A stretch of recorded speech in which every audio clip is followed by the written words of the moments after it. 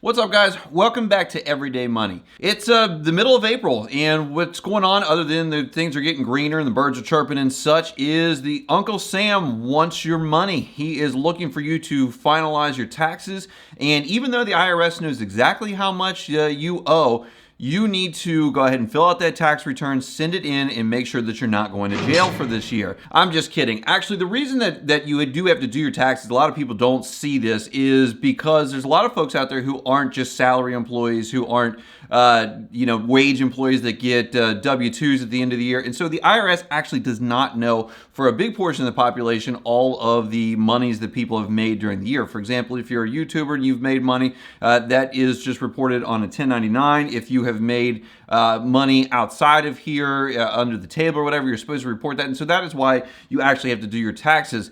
But with your tax return, you're going to get back probably some amount of money. Most people in the United States end up getting a tax return. Sometimes you don't, such as me. I end up owing about $5,000 this year because of the real estate investment type of stuff that we are doing over on my channel, Airbnb ABCs. I'll leave a link for that if you guys are interested in the short-term rental game. But today what I want to talk about is how you can take your tax return and make you a millionaire by investing your tax return alone every single year. And so if you guys just want to hit that like button, subscribe down below if you haven't yet, we'll get right into it. So like I said before, the amount that people get on their tax returns varies greatly. Some people get a large amount depending on how much they make, their deductions, etc. Some people get a very little amount, and other people, like myself and several other people that I know, we end up owing at the end of the year because of the amount of money that we made and the ways that we made it. You just sometimes end up owing money.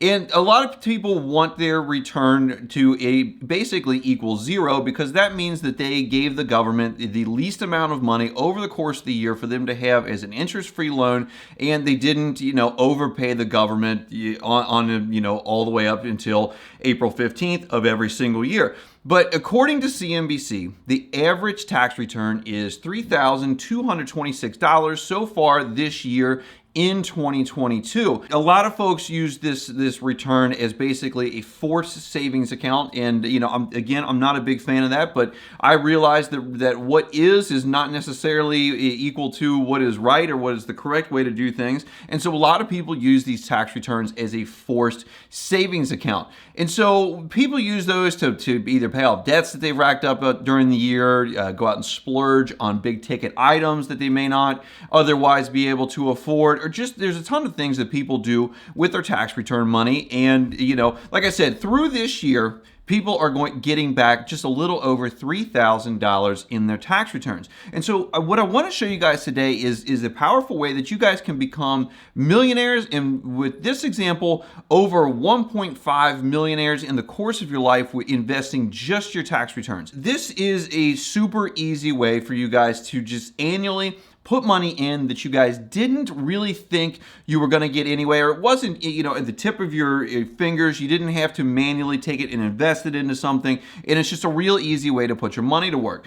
Because if you were to use the typical working career of about 40 years, so you graduate college at about 24, you get your 22 to 24, you get your big boy job somewhere in there, and you work for about 40 years until you are in your early to mid 60s, when you can take Medicaid, you can take Medicare, you can take Social Security, things of that nature. And so I always like to use that 40-year career, even though with the things that we talk about on this channel, on my channel Airbnb ABCs, we are trying to take that down to at least into your 50s, maybe into your 40s or even 30s. But for the typical person, you're probably looking at working about 40 years. So if you invest that $3,226 a year into either like an S&P 500 fund or a total US stock market index fund, that's going to return approximately 10% every year historically, and really in the last 15 years has been doing a little bit better than that, even though 2022 is looking like it is very well could possibly be one of our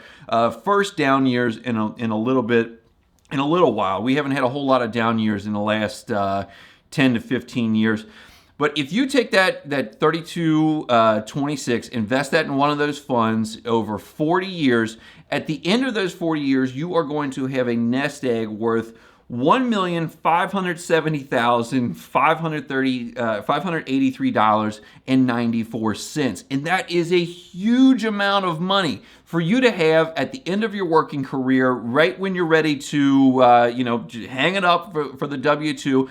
And it's only from money that you have saved from your tax returns that, it's like a forced savings account. So if you invest that money, you put it away right there at the end of your career, you'd have that $1.5 million. You may also have a 401k or a pension or, a Roth IRA that's doing very well. But I don't think anybody at the end of their working careers, heading into their golden years, is going to sneeze at having an extra $1.5 million on hand. Even if in the future, adjusted for inflation, $1.5 million isn't what it is today in 2022, I don't think that anybody is going to be unhappy with that. When you look at this example, as well as several other videos that I've put out on just investing a small amount of money over a very long period of time, especially if you're using this as a retirement type of investment.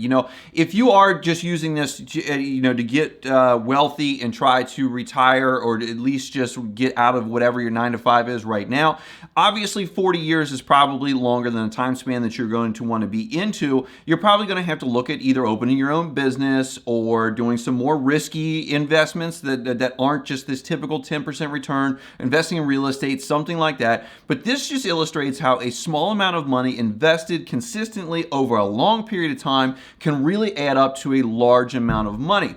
And when you're looking at this tax return, this 3226 that you can invest, that basically is, a forced savings account that you really don't have to put any effort into at all, and you get to, $1.57 million.